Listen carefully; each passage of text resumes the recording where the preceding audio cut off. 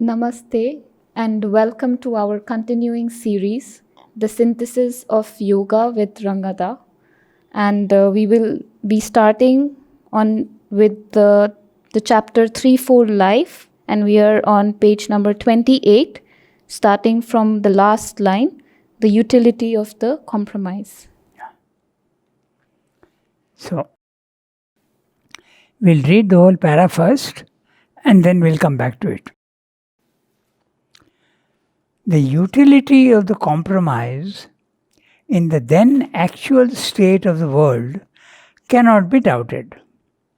It secured in India a society which lent itself to the preservation and the worship of spirituality, a country apart in which, as in a fortress, the highest spiritual ideal could maintain itself in its most absolute purity, unoverpowered by the siege of the forces around it. But it was a compromise, not an absolute victory. The material life lost the divine impulse to growth, the spiritual preserved by isolation its height and purity, but sacrificed its full power and serviceableness to the world. Therefore, in the divine providence, the country of the yogins and the sannyasins has been forced into a strict and imperative contact with the very element it had rejected, the element of the progressive mind, so that it might recover what was now wanting to it. Okay, so it's an interesting para, and we'll go back to the beginning and see what he's saying. So, what's this compromise that he's speaking about? The compromise, if you remember in the previous para, or maybe the one before that, he told you that in India, the progressive mind was not there after the Vedic period. So, in the Vedic period, there was the progressive mind, and there was no rejection of life, and there was also a very deep spiritual life. The Vedic period, in fact, the number of sages, I had taken once the trouble of writing down from the Rig Veda all the sages, because their names appear on each mandala, anuvak, and then the mantra. So each one is dedicated. Each of these anuvaks starts with the God to whom the prayer is addressed, and the name of the poet, as well as the rhythm in which the poem is written. So, if I made a list once, and it came to a huge number of rishis, 30, 40 rishis, and all of them realized souls. So, it was something spiritual, it was very alive, and yet at the same time, the life in the material world also was very, very active. But after that, there was a decline, and many reasons are there for that. One of the reasons is the Buddhistic influence of the world being an illusion. So slowly, this got settled in India, and the spirituality was pushed into small corners. But basically, it was not there everywhere. So the compromise was that society was left to lead it whatever it wanted, its ordinary life, and spirituality was allowed, but you have to wear Gerva clothes and remain separate from society and not disturb the static condition of society. That's a compromise that he's talking about. Okay, so the utility of the compromise in the then actual state of the world cannot be doubted. Why? He's explaining. It secured in India a society which lent itself to the preservation and the worship of spirituality. Although the public was not engaged in spiritual action, yet it gave sufficient respect and even worship to the spiritual. So the priest and the man of learning was respected, but it was restricted to only very small circles. That's what they will tell you. It secured in India a society which lent itself to the preservation and the worship of spirituality. Note interestingly that all the other cultures where a spiritual progress was there, whether it be ancient Greece or whether it be the Egyptian civilization or the Mayan or the Aztec civilization, all of them vanished. But in India, it never vanished. It was preserved in small pockets here and there, but it never vanished. Okay, so that's one thing. So if this is the word preservation and the worship of spirituality. A country apart in which, as in a fortress, this highest spiritual ideal could maintain itself in its most absolute purity, unoverpowered by the siege of the forces around it. Now that's a very interesting statement he's making. Absolute purity, unoverpowered by the siege of the forces around it. Just see even geographically the location of India. On three sides, the sea. There is a sea. So invasion is not easy. On the top, the Himalayas, the tallest mountains in the world. So it was sort of isolated from the rest of the world, and it could develop its own peculiar culture. So this is also mentioned elsewhere, but this is also recognized that this was there. It is not that there was no interaction. There was an interaction. The Mughals conquered, the English came, so many things happened. Yet largely it was isolated from the world. Okay, so as in a fortress, simply is mentioning that it's a fortress. On one side, like a fortress has a moat around it, like a water body. Here we have the sea, and on top the fortress, the Himalayas. But it was a compromise, not an absolute victory. The material life lost the divine impulse to growth. The spiritual preserved by isolation its height and purity, but sacrificed its full power and serviceableness to the world. The full power and serviceableness to the world would have been the material life. Okay. In fact, all the Shastras, they suffered. Even the 64 Shastras were there in India at that time. Dancing, music, everything. Music may have been preserved, but dancing had to be revived. It was only in the 19th or 20th century that in Kalakshetra and Madras, they revived the Bharatanatyam. Okay? That was that Rukmini Arundel. She was a Tamilian, but she married an Englishman. And she revived the dancing, the old traditional dancing. So there was a large decline. That decline only is talking about the material life lost the divine impulse to growth. The spiritual preserved by isolation its height and purity, but sacrificed its full power and serviceableness to the world. Clear. Therefore, in the divine providence, the country of the yogins and the sannyasins has been forced into a strict and imperative contact with the very element it had rejected, the element of the progressive mind, so that it might recover what was now wanting to it. So what was wanting to it? The modern outlook of wanting material progress. So she had to necessarily come into contact with it. Okay? She was forced to come into contact with the progressive mind. What's she referring to? Very clear.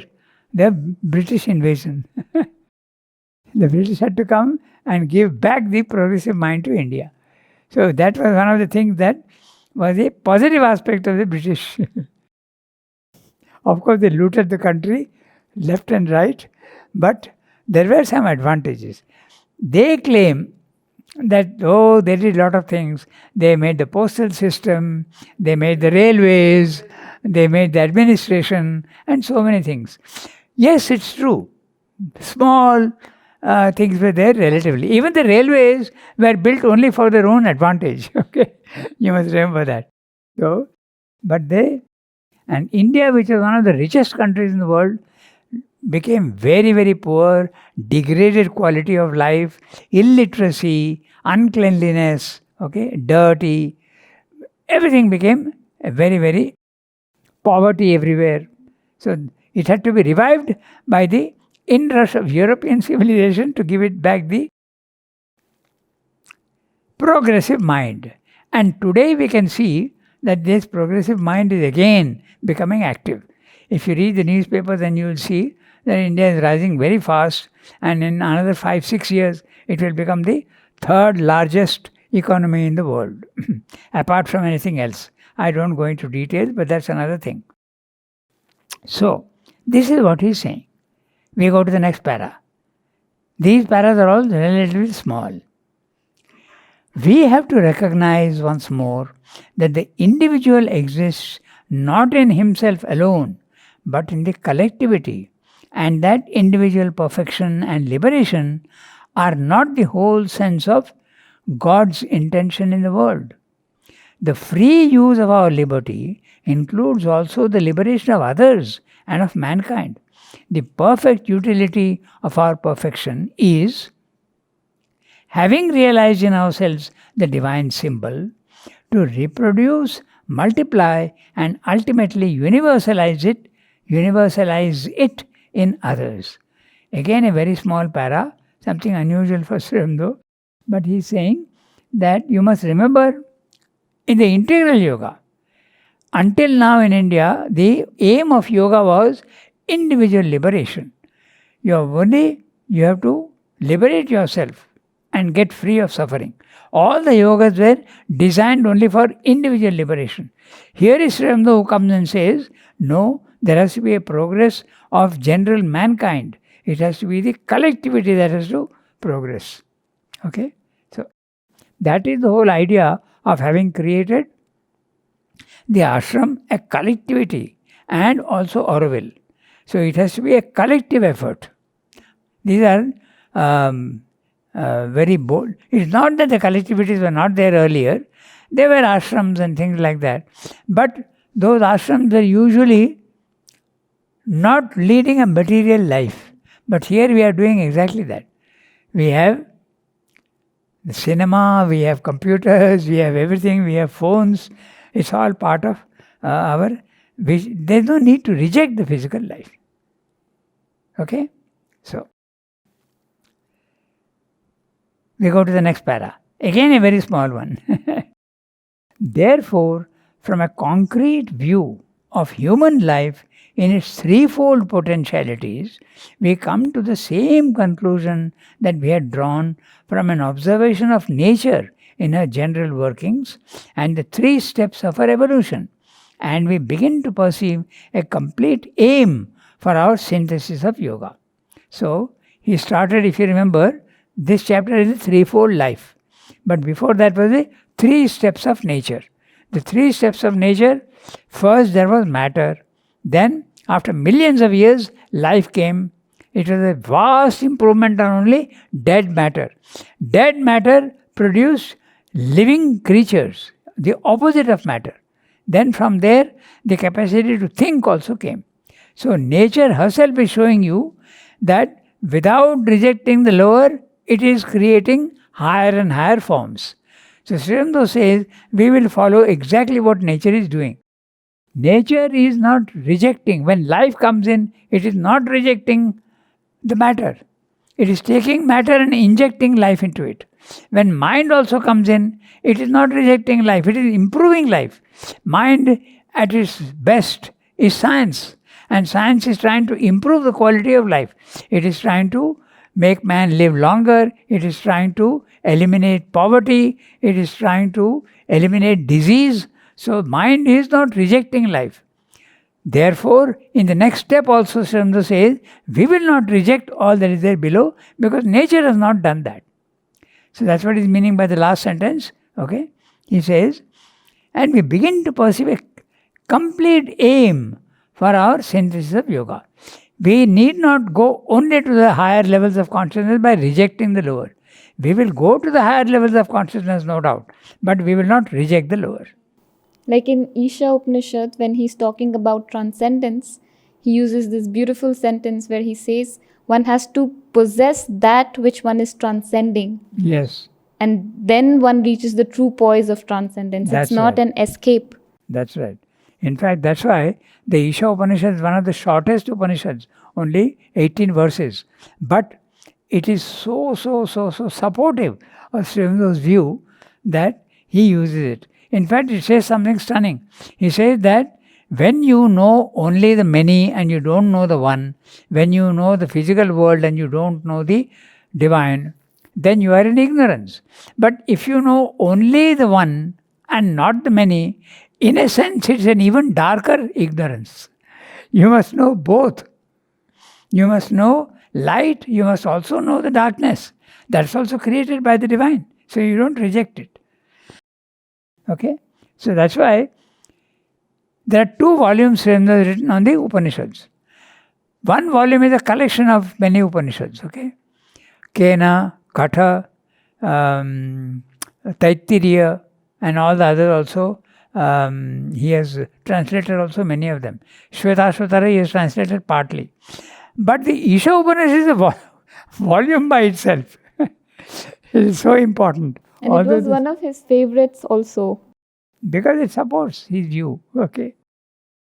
Nowhere in the Upanishads elsewhere there is this idea of Mayavada that you need to reject the lower. That mention is not there. That was there in the Advaita philosophy, not in the Upanishads. Okay? That Srimad makes a point of that. The Upanishads agree that there is darkness below. There is limitation. There is a many. And it's an ignorance. They agree. But not that it has to be rejected. That is not there. We go to the next para, all small paras. Yeah. So I read the next one. Spirit is the crown of universal existence. Matter is its basis. Mind is a link between the two. Spirit is that which is eternal. Mind and matter are its workings. Spirit is that which is concealed and has to be revealed. Mind and body are the means by which it seeks to reveal itself. Spirit is the image of the Lord of the Yoga. Mind and body are the means. He has provided for reproducing that image in phenomenal existence. Mind and body are the means he has provided for reproducing that image in phenomenal existence. All nature is an attempt at a progressive revelation of the concealed truth, a more and more successful reproduction of the divine image. So, very clearly he is stating what is the spirit and what is matter. Okay? Matter is the basis, spirit is the crown, the highest. Mind is the link between the two. And here he is using the word are the means, but he also uses the words instrumental. The body, life and mind are the instruments which the divine is using to slowly and gradually manifest himself in the physical world through evolution. That is the aim. So he has spoken about an aim, and we begin to perceive a complete aim for our synthesis of yoga. And what is that aim?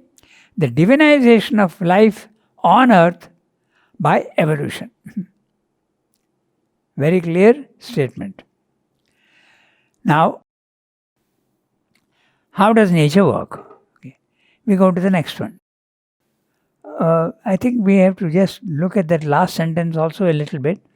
All nature is an attempt at a progressive revelation of the concealed truth. Slowly it is attempting to go back to where it came from. It came from the divine, and nature is trying to go back to it through an evolution. A very slow and painful evolution. First of all, there is life, then there is mind, and now there has to be something beyond the mind. Okay? All nature is an attempt at a progressive revolution. Note the word progressive. There is a gradation of the concealed truth. A more and more successful reproduction of the divine image. So, even when there is the reflection of the divine image in the physical world, it will not be the divine himself, it will be a reflection. He has used the word reproduction of the divine. It will be like a mirror image. Okay? But still, it will be quite something. So, there will be always a difference between the spirit and material life. There will always be a difference. But it is slowly going more and more towards the divine image. Like even, like as they say, right, even after the supramental creation, there would be Sachidananda. Yes. And even after Sachidananda, there would be a difference between spirit and matter. But I guess that, I mean, in a way, he says that the divine is always taking delight in creating. So that in a way, it would be. That is true. And he says that there will be evolution also after the supramental manifestation, but that evolution will be from knowledge to further knowledge. It will not be from ignorance to knowledge. Okay? So, evolution will never stop. Because if it stops, then you are putting a limit to the divine. And the divine is infinite. So, we read the next one. But what nature aims at for the mass in a slow evolution, yoga effects for the individual by a rapid revolution. It works by quickening of all her energies, a sublimation of all her faculties. While she develops the spiritual life with difficulty and has constantly to fall back from it for the sake of her lower realizations, the sublimated force, the concentrated method of yoga, can attain directly and carry with it the perfection of the mind and even, if she will, the perfection of the body. Nature seeks the divine in her own symbols. Yoga goes beyond nature to the Lord of nature, beyond the universe to the transcendent, and can return with the transcendent light and power with the fiat of the omnipotent. So, let's look at what he's saying. But what nature aims at for the mass in a slow evolution. The mass, the collectivity, okay, the entire universe. Nature is aiming in a slow evolution. In fact, slow means it is eonic. Millions of years it took for life to appear on the earth. And it took maybe another million years for animals to come. And then after that, man. But as it keeps going higher and higher, the evolution speeds up. But in the beginning it is very slow, but slowly it picks up speed. Okay? By rapid. So this is very interesting. When nature is working at the universal level, it's a very slow and painful evolution. But the individual can do it very rapidly, and it's a revolution. One, he is using the word evolution, and yoga is a revolution because it is a complete reversal of values. A revolution is something that changes values completely. Okay? So, yoga is exactly that. It's a revolution. Why? Because your whole orientation in the material world is outwards. You are using your senses and you are aware of the physical world much more than you are aware of yourself. In yoga, it's the other way around. You don't use your senses, you use subtle senses and other instruments of knowledge, and you go inwards. So it's a total U-turn, opposite values. That's why it's a revolution. Okay? It works, and how does nature work? How does she create her evolution? It works by quickening of all her energies. Quickening is also to make faster, but also to give birth. The word quicken can mean to give birth to. Okay? So, it works by quickening of all her energies. Okay? A sublimation of all her faculties. The body is a power. The vital is a power. The mind also is a power. But if they are sublimated, they can be used. Sublimated means purified and made more subtle. Then it can be used for much greater purposes than what we are using the body for. We are using the body now for enjoyment. We are using the vital for enjoyment. Where a mind also we are not using really for knowledge. It only comes a little later. The mental man is very rare, Swayambhu says. So these have to be quickened and purified, and then you can sublimate them. If you sublimate them, these powers can become very useful tools for the spiritual life. While she develops the spiritual life with difficulty and has constantly to fall back from it for the sake of the lower realizations, The lower realizations are the matter, life and mind. Okay? The sublimated force, the concentrated method of yoga, can attain directly and carry with it the perfection of the mind and, even if she will, the perfection of the body. So yoga, when you go out of your body, mind, life, you can change your mind, which is very limited to logic. The best use that man makes of mind is logic, reason. But still that's a very limited faculty. But when your consciousness goes out of the body, mind, life and goes to the spiritual planes of consciousness, light can enter the mind and completely change its functioning. And when light enters the mind, you have illumination, you have spiritual knowledge. But that light can descend even into the vital and purify the vital. It can even descend into the body, but it has not yet made the body divine.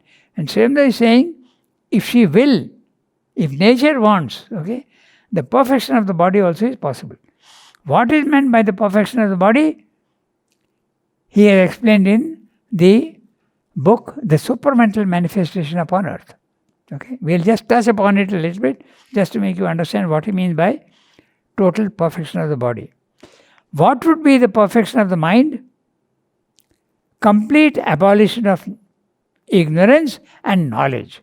You would see the subtleties of existence and you would understand the things which you never understand now.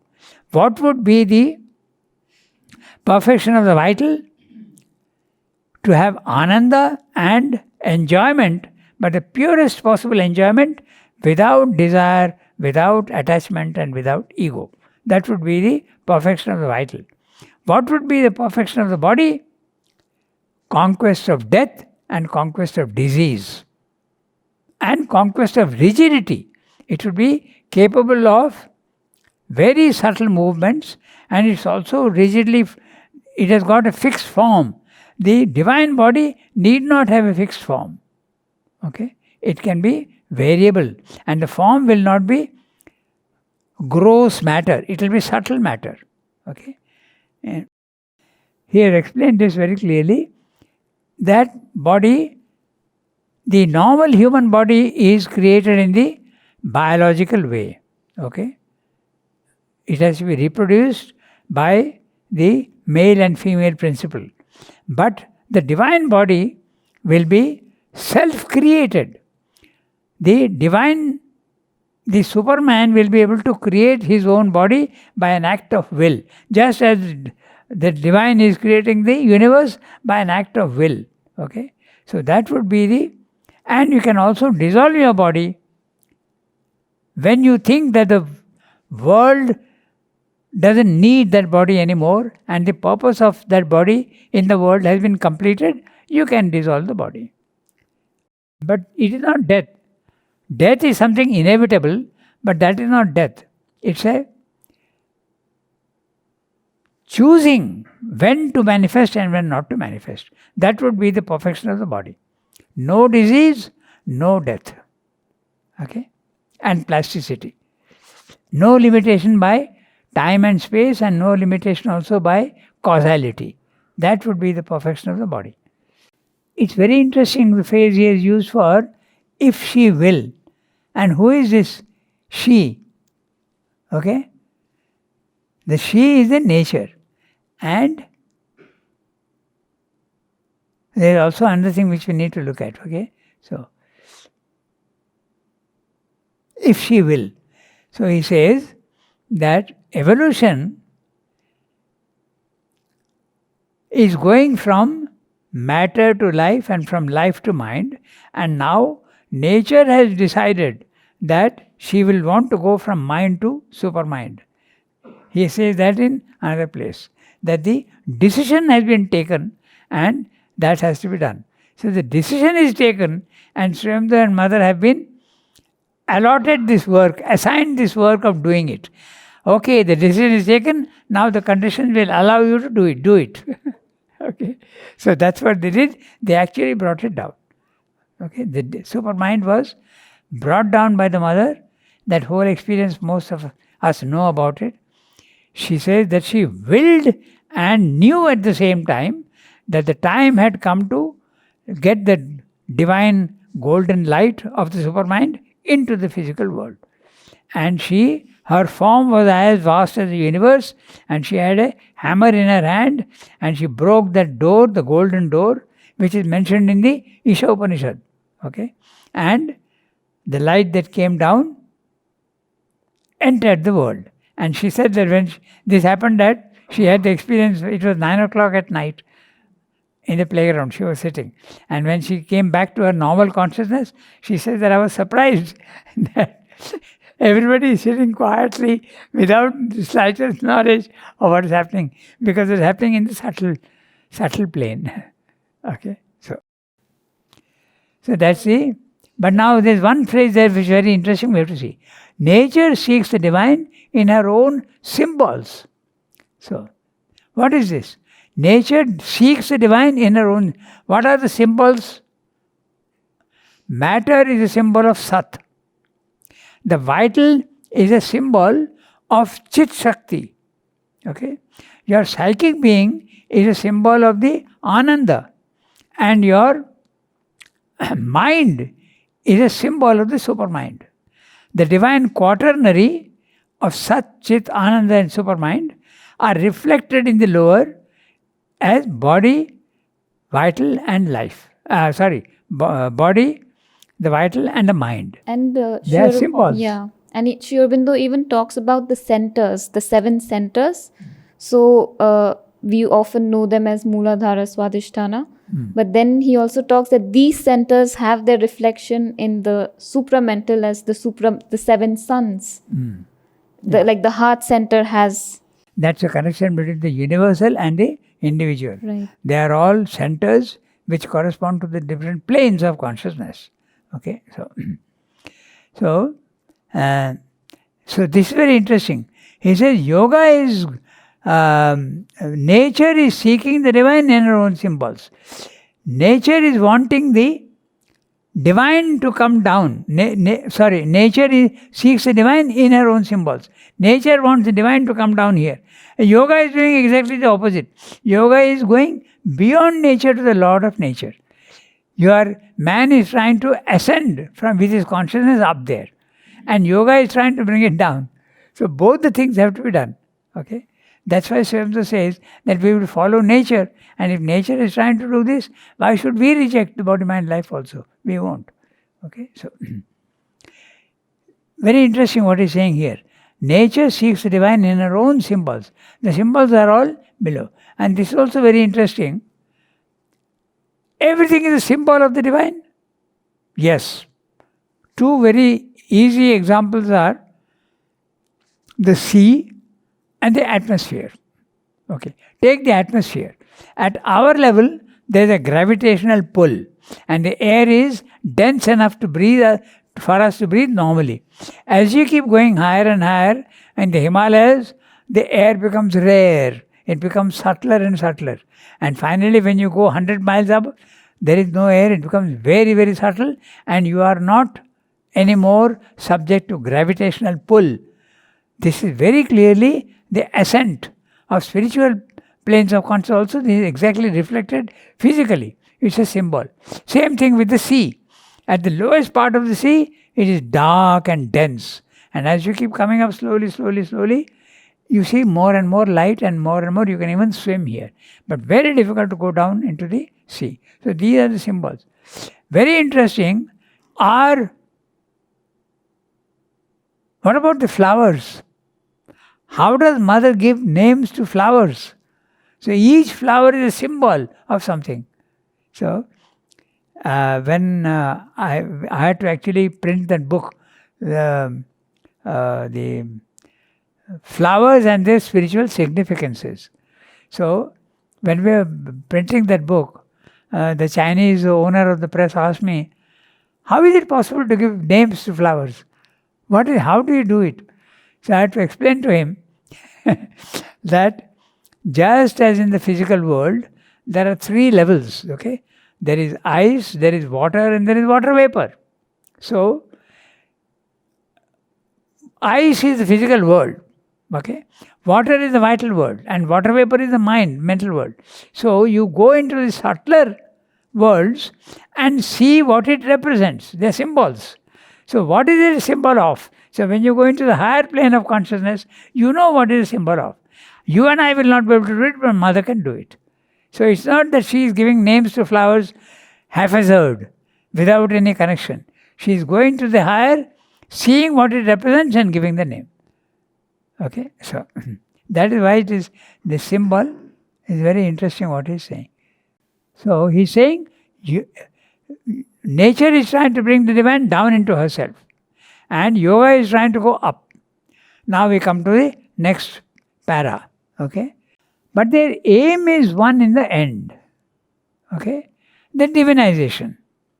The generalizations of yoga in humanity must be the last victory of nature over her own delays and concealments. Nature has created body, mind, and life to hide the divine. So she is concealing. And also her evolution is very, very slow. Her own delays. So the last victory, yoga has to become generalized in humanity, and the last victory is the divinization of everything in nature. Even as now, by the progressive mind in science, she seeks to make all mankind fit for the full development of the mental life, so by yoga must she inevitably seek to make all mankind fit for the higher evolution, the second birth, the spiritual existence.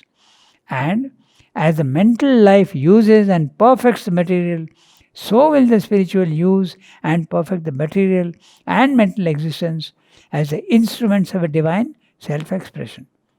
The ages when that is accomplished are the legendary Satya or Krita Yugas, the ages of the truth manifested in the symbol of the great work done when nature in mankind, illumined, satisfied and blissful, rests in the culmination of her endeavor. So, he is talking of the Indian idea of the evolution. Satya Yuga, Treta, Dwapara and Kali Yuga. And the cycle goes on. Every time the cycle goes on. There is 4 cycles. The Satya Yuga is where there is a harmony. But then there is a fall. And that harmony becomes Treta. There is a little less of harmony and there is more of conflict. Then there is Dwapara and then finally there is Kali. We are in the thick of Kali now. Yes, dense forest of Kali. The dense forest of Kali. But also interestingly, after the supermind has descended, certainly the Satya has started. There is no doubt about it. Yes. Because after the 29th February 1956, there is no doubt that the Satya has started. And But which is why, when we are approaching closer to the Satya Yuga, the Kali will sort of it is exhaust obstructing. itself out. It will exhaust itself out before we enter the Satya Yuga. And before it exhausts itself, it is trying to assert itself. Yes. That's why there is so much of violence, so much of chaos, Yeah. so much of... Even COVID is also part of that. course. Okay, so that's the thing. But here he uses the word Krita Yugas, and that's a new word for me Krita. at least. Krita Yugas. What Krita does that means mean? that which is done. The perfection. So, where would that fall? Same, or he's using the word Or Satya Yuga. Satya Yuga or Krita. Satya Yuga. It's the same. Okay. Kri is a word to do. Okay. Krita means that which is done, Done. which is accomplished. Okay? Okay. So that's So what we haven't reached there yet. No, the Satya Yuga has started. Started. I told you. Okay. In that sense, you never reach. Of course. Because it goes It on and goes on, on and on, like, in stages. yes, Okay. yes. So, but the cycle goes on in that way. Okay. Now, it is for man to know her meaning, nature's meaning, no longer misunderstanding, vilifying, or misusing the universal mother, and to aspire always by her mightiest means to her highest ideal. That completes the chapter. Okay. So what Srindra is saying, until now in India, the yogi has been vilifying, Okay? Calling the world vile, dirty, full of density, ignorance, suffering. So don't do that, Sundar is saying. Don't do that, okay? We must understand that your way of looking at it is wrong. So you don't need to curse nature. Nature is doing her work, okay? The divine is there hiding behind all these forms. So you have to, it is for man to know her meaning. And what is the meaning of nature? She is hiding the divine and revealing the divine slowly in steps. So understand that. No longer misunderstanding, vilifying, or misusing the Universal Mother. Is man misusing the Universal Mother? Very much. We are exploiting everything, pulling down mountains, digging and utilizing all her resources, gold, silver, and all the other gems and whatnot, removing all the petrol, using up, cutting down trees, making forests. We are completely misusing. That man has now realized, okay? So that's the climate change has come and now we have become aware of that. Still, it will take a long time to Undo the damage. for the whole thing to be done. But still, the beginning has started. And to aspire always by her mightiest means to her highest ideal. Which is the highest ideal? Divinization of matter. And highest means wherever she is. Suppose she is at the animal level, life is the highest. Suppose she is at the mental level, man's capacity is the highest. If in a spiritual level, that would be the highest. So use the highest and go even higher. That's what he said. So next time we go to the next chapter, the systems of yoga. Yoga is not something Hindu, okay? There's a misunderstanding in the world. People say that yoga is something Indian. It is not. It is discovered in India. It has been developed in India, but it is open to any mankind, anywhere they can do yoga. Okay? There are certain sections of population in the West where they say that yoga we don't want. There is something Hindu, nothing to do with So it is not that at all. Okay? We stop here today. I have got two questions, not questions, they are my. See, the evolution, and we are talking of Satyuga and Treta, and is the evolution cyclic or linear? No, Or it is never linear. It is all in eternity. It is all in eternity, I presume. Yeah, it is always cyclical. It is. It goes up, comes down, goes up, comes down, goes up, comes down. That's why the cycle repeats itself. Satya, Treta, Dwapara and Kali. So what Sri Aurobindo talks about supramental, can we assume that it has already was there in the past somewhere? No. Maybe not the supramental. Certainly the supramental was not on earth. It was realized. But there was a lot of progress, spiritual progress at that time. But there was a fall. There is no doubt that there is a fall. So, and why the fall, we will discuss also that the progress is not proportionate to all the three levels. Spiritually, India was very advanced, but materially we have fallen very much below.